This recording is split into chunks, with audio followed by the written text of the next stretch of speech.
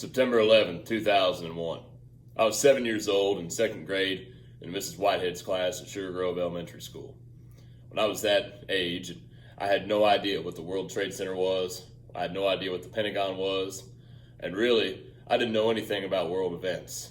But I understood as I went through school throughout the day and as I got home and my mom and dad told me what had happened, that something tremendous had happened. And it was something tremendously sad and something ultimately, especially for someone at that age, and I think an emotion all Americans felt, unbelievably scary and terrifying. But honestly, that day itself was kind of a blur. I was young, and it was all a rush. I don't really remember all that much about it. But I will tell you what I do remember. I remember the stories and the feelings and ultimately the heroes that came out of 9/11. And I still remember it to this day. And to this day, I think about people like Welles Crowther, who was 24 years old.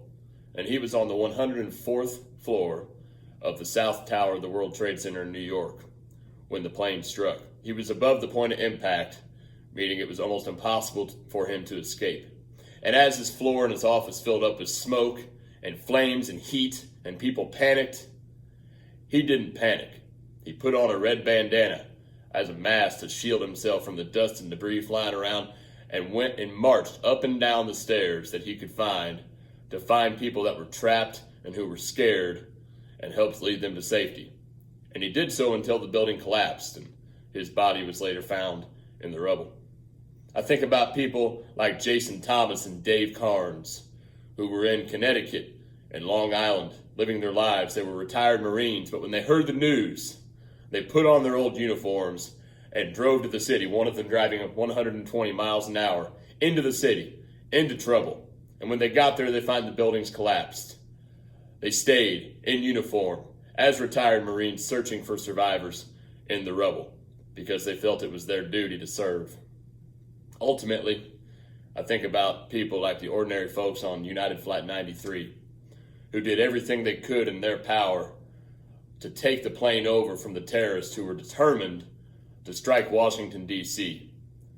They were unsuccessful in taking it over, but in the process, the plane crashed in a field in rural Pennsylvania, saving potentially thousands of lives in Washington.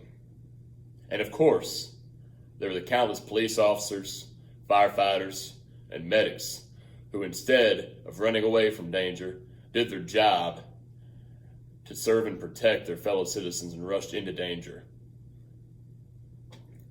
rather than run away. And I think about the thousands of Americans, ultimately, who watched the attacks in horror and anger at home.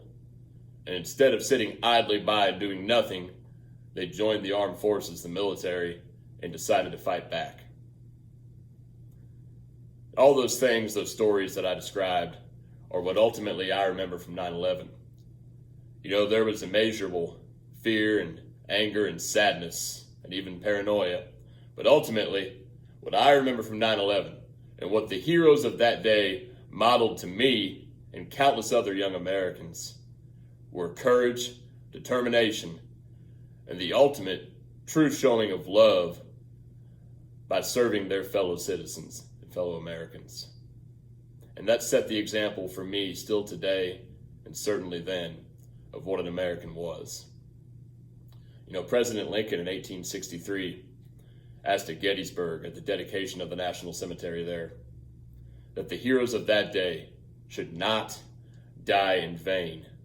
And I hope that the heroes of that day, of September 11th, 2001, 19 years ago today, that they are not to die in vain either.